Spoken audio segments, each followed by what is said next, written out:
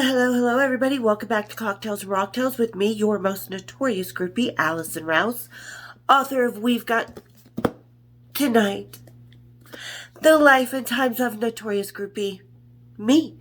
That's right, and these books as well, where you can get my books, my merchandise, Patreon, cocktail or beer of the day. It's all down in that description. And like I always say, you know how much I love it when you...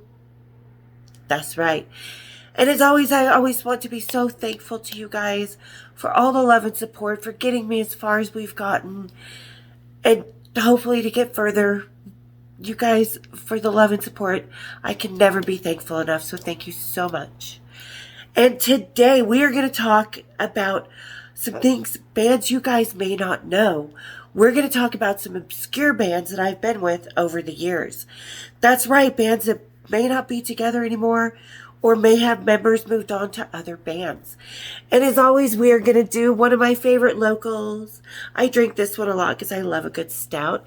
So we are going to have a little bit of Talisman Utter Chaos to kind of talk about some bands you guys might not have heard of. So everybody, grab yours or someone's udders, kick up your feet, and let's have a little cocktails and rocktails, shall we? Cheers, big ears. Okay. I'm back. All right, guys. So the first band I'm going to start off with is one out of Seattle that I had heard their music because I had been on the Seattle scene when grunge was just happening. And this band kind of mixed grunge with a little bit of, it was a bit heavier, which I really, really loved about it. And I really loved their bass player too, who happened to be Jerry Cantrell's best friend. That's right. I'm talking about a band called My Sister's Machine. You guys look them up, Google them. I found them on here. One of my favorite songs they did was Diva. And Nick and everybody, they were a really, really awesome band. I don't even remember how I met them. I think I knew they were playing at Rafters, which Rafters was this club that's been torn down. It's gone. It was a total butt rock club type of venue. I mean, Dirty Looks played there, which I've talked about. Dirty Looks, Quiet Riot, all different bands, except bands you never heard of and stuff like that. So My Sister's Machine was playing there, and I just happened to meet Owen the first time. We hung out a second time. I remember that because they had a day off and we went golfing. And we'll talk about that because there's so many golf games going on in rock and roll. It's crazy. There's been one golf game that's been going on for about 20 years when certain of us get together. But so anyway, met Owen, big, tall, put a picture of him right here. Big, tall, drink of water. Loved him. Could wrap my legs around him like a koala. Absolutely loved it. One of the sweetest, coolest guys. Very, very talented with his hands and wood and stuff. Like, I remember back in the day, he told me that he built a deck on Jerry Cantrell's house north of Seattle. And that's what he does for a living now. Because, you know, even though they were a great band, they didn't make it as far as Alice in Chains and stuff, unfortunately. But you guys go check them out. They're called My Sister's Machine. Owen Wright, the bass player, totally awesome. So loved them. Really, like I said, Diva was my favorite song. And then we're going to talk about one that I've sort of talked about on the New York City video that I did about the club kids and ditching Def Leppard and running into Duran Duran and John Taylor and stuff. Well, when Marie and I came back from that trip, we were like, oh, there's some band we've never heard of. They were out of Chicago playing at Rafters, the rock club that I just mentioned. Rafters was huge in a lot of the smaller shows that I went to. And they happened to be hosting this band, Mind Bomb, out of Chicago. Again, check them out. Again, a bass player, Danny. I like me a bass player or two, obviously. So they came and I had lost my luggage. So all my favorite clothes that I like to wear, because, you know, as groupies, we have our own style. And when you go to New York City for 3 weeks, you're packing most of your style. So I had borrowed like this really cute, like tight kind of flare 50s pinup dress from Marie, and this little jacket, and looked kind of that 90s funky thing, which I think that's what My Sister's Machine was. A mix between the grunge and that funk, and kind of a little bit of thrash. Well, Mind Bomb was definitely that 90s funk. Really awesome band. Do you need some? Yes, I do. Oh, and Danny needed some. Here's Danny right here. Total cutie. Look at those eyes. And their long hair. Oof. He was a lot of fun. And a really, really, really sweet guy. Really liked hanging out with him. I think we kept in touch for a little bit. It was kind of hard. My answering machine at the time was filled up with a few different musicians. So anyway, Mind Bomb, another obscure band that was really awesome. You guys really should check them out. And that's one of the reasons I'm doing this vlog today. Not so much about the stories of which one I hung out with, but to introduce you guys to some really awesome bands from back in the day that maybe might not have made it, or maybe definitely broke up and members moved on to different bands. And speaking of members that moved on to different bands, we're going to talk about a band out of New York City called Blitzbeer. Where did they play? Oh, they were opening up. Oh, this was one of my dirty, dirty days. They were opening up for Creator when I met their lead singer and probably another bass player, guitar player named Phil Cavano. It was with Krista. She was the lead singer of Truce's girlfriend, who told Kristen, James' girlfriend at the time, about James and I, resulting in the phone call that resulted in a song.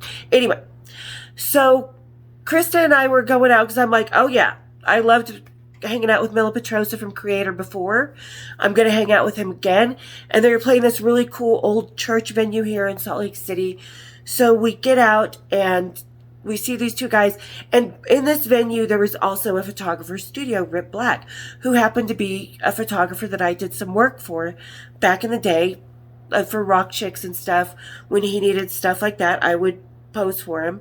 So we pretended to go in and talk to Rip and, see if we could see some of our proofs, just, pretend. And Rip wasn't there. So when we walked in,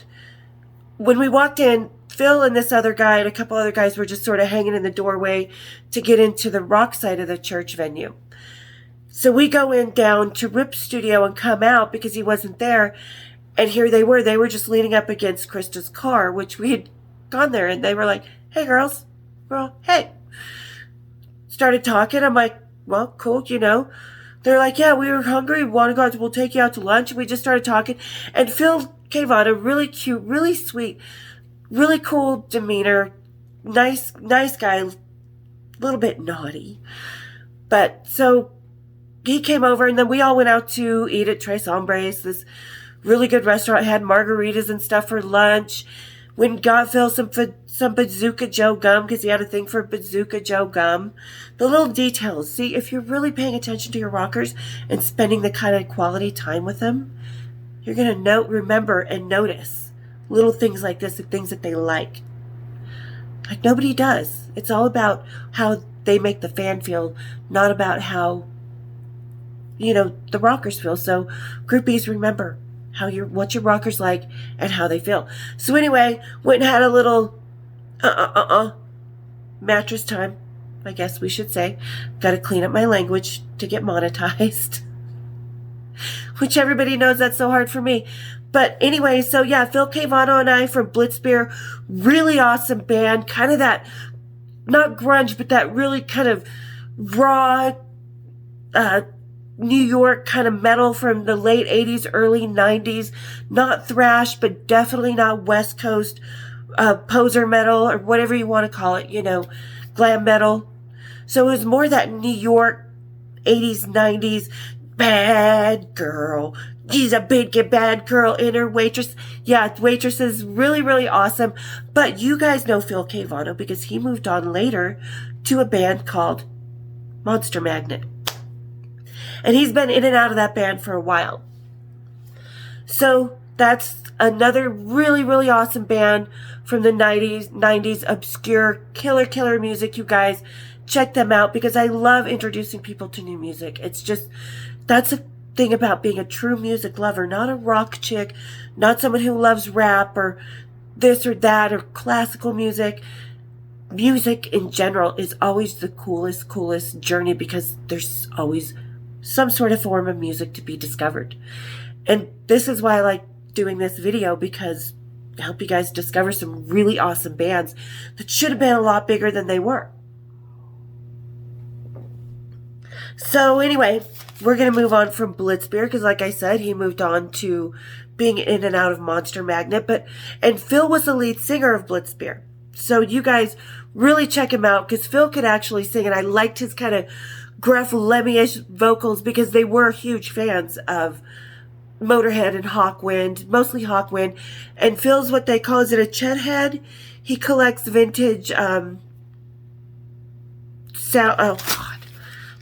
amps, like Marshall amps and stuff. So really cool guy, absolutely sweet, but definitely on the naughty side when it comes to fun time. And another one that is so not rock and roll out of New York City as well is a band called Maggie's Dream. Beautiful band. Now, I heard this was Lenny Kravitz's first band. I could be wrong about that, but that was just the rumor, and Lenny was not in the band when I was hanging out with them. Charlie Ann and I, the one I talk about in the one of the Testament videos that I've done, we just happened to be out and about because we were bored, and we were like dressed up and thought we'll go see if there's a band in town because we didn't have the internet and stuff back then. We would just drive downtown around the hotels we knew they stayed at until we found the buses. And this night we found the buses of a band called Maggie's Dream. Really awesome, smooth, kind of I want to know how to separate, kind of Terence Trent D'Arby, but a more New York modern version of Terence Trent D'Arby. And just a band we hung out with, and their lead singer did look kind of like a mix between Terence and Lenny, and was just so adorable, just so pretty boy handsome, just oh. So you know I got my hands on him in 12 different directions. But yeah, really awesome band. And my first roommate, Kim, that I lived with, she was with me at like AC/DC, the Scorpions, quite a few shows and stuff. This was another one. She actually introduced me to Maggie's Dream, and because she was Charlie Ann's roommate, and when Charlie Ann left to move to Vegas, I moved in with Kim. But anyway, so she actually introduced me to Maggie's Dream, and when I moved in with Kim, we were going to start a band, and that was our first song. So believe it or not, I could sing at one point in my life, and I practiced that song over and over and listened to that album over and over because I just really loved their soul, their pitch.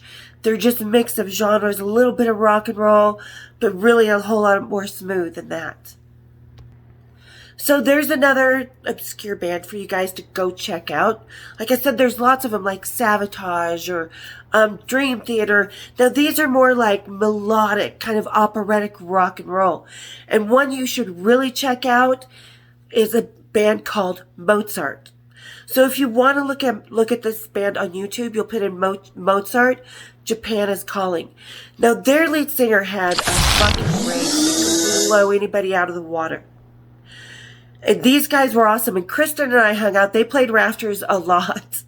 And we hung out with these guys a lot, got into trouble. I was seeing Danny, one of the guys out of the band. I can't remember what one Kristen was saying. But anyway, so these guys just had really killer operatic rock and roll, totally killer music. Like I said, Japan is Calling. Once you type that in, you'll see a bunch of their music. However, again, this goes to, these guys broke up because their lead singer, what is his name? I forget. Adam. He didn't agree with the multi-million-dollar contract that they were offered by a record company, so he ripped it up, walked away, leaving the rest of the band in shambles, because when you have someone with that kind of vocals, you can't replace it. But then he came along years and years later, when I was living in Vegas, and there is a song from a Katie Holmes movie that I loved, that I used to dance to, and I just loved the song, The Flies, Got You Where I Want You.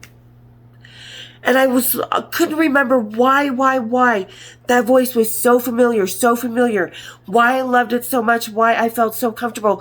And years later, I got back in touch with Danny from the band Mozart with Adam. And guess what? That was Adam's new band, The Flies, Got You Where I Want You, with his brother Josh and the guitar player from Mozart. So that band kind of evolved, and then he ripped up. If you listen to, there's a second version of Got You Where I Want You, if you guys look for this on YouTube, that's got kind of a reggae. Look for the black and white cover.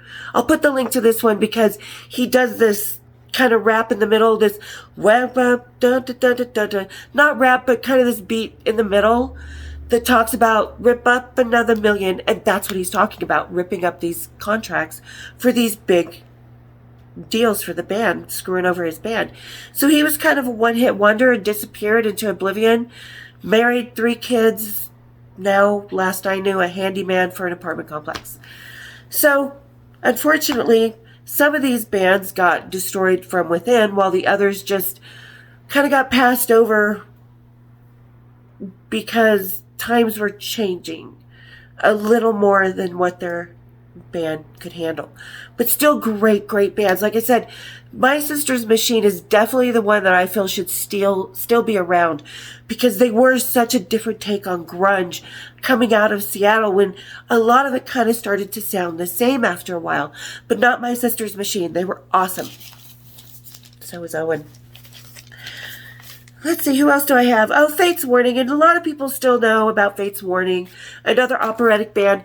Their members kind of go between Dream Theater, they kind of mix and match, and go between, I'm not even sure if Fates Warning's around anymore, but I used to see Frank RSD, he was bass player. There's more bass players on this list than I thought there would be. Anyway, so, and he's Italian. He lived with his parents at the time, and he would call and leave messages. Hi, Allison, this is Frank. And I would send him little care packages. Like, I'd be like, what do you want for Christmas? And he'd be like, you, in a box. So he's got this little silver suitcase with these photo shoots of me doing like naughty nurses and stuff for advertisements for the club in them and stuff. But yeah, so that was Frank Arsty. He's the one I was with out of Fates Warning. But really good if you're into more of the Rush side of music. Completely talented musicians, great vocals, great guitar players, bass players, stuff like that. And then I'm going to talk about the last band, who, because this is what kind of brought me to this subject, is my picture that I posted on Facebook and stuff about a while ago. People don't know who he is, of me and Gary Lightbody, and of Snow Patrol. And I posted this picture of he and I. Oh, Gary Lightbody. Oh, I adore him. He's so adorable. We'll take a moment of glowing silence for Gary Lightbody. Anyway, so Snow Patrol, because, you know, like I said, a lot of people think when it comes to groupies or rock chicks or people who love music, that they tend to be their kind of favorite genre, which I'm a rock chick at heart. But like I said, music is everything. And Snow Patrol is awesome, but the band you really want to check out is one he did, kind of a supergroup with Peter Buck from R.E.M., Jackknife Lee, he's an incredible guitar player, music producer, stuff like that, and even some backup vocals by Minnie Driver, because she can actually sing. Like, if you've seen the movie she did where she's the beauty queen, that was her actually singing in that movie. So, and it's called Tired Pony. Really amazing. Their first album is my favorite. Love it, because they've done 2. But absolutely, you guys have to check out that band. And if you guys have any bands that are obscure or anything like that, let me know. Leave it down in the comments. I'll go check them out or cover them, whatever, because we all have different music that we can bring to the table that enriches our lives. So share it down there. And don't forget, guys, after 1,000, if you are a member of my Patreon, I made a video talking about this, and I'm going to talk about more. I'm going to have you guys start suggesting topics in Patreon. And if I do the topic that you suggest, then you guys will get either merchandise, the shot glass of the day, stuff like that. So I'm going to do little giveaways and stuff like that. So you guys go down in that link for the Patreon, for the merchandise, for my books. Go buy them. Support the channel. You guys, please, let's get moving forward and see how wild we can get here without swearing and stuff. Because when you're waiting to get monetized, you can't swear. And it's one of my favorite things. So, all right, guys. Hope you enjoyed today's topics. Like I said, a lot of really awesome bands that I don't even remember half of the bands. I mean, I do, but we just don't have time in one video to talk about all the cool bands that just don't exist anymore, that were still really, really killer bands back in the day. So don't forget to tell me, you guys, down in that description, other bands that you guys may know that were really awesome that we can all check out. And don't forget, while you're down there, to hit the like button, hit the subscribe button for that 50% that are just haunting the channel. Come join us and subscribe. Be part of those giveaways. A lot of good stuff going to happen. So, all right, hit the like button, hit that subscribe, hit my bells, and we'll see you next time on Cocktails and Mocktails. Cheers, big ears.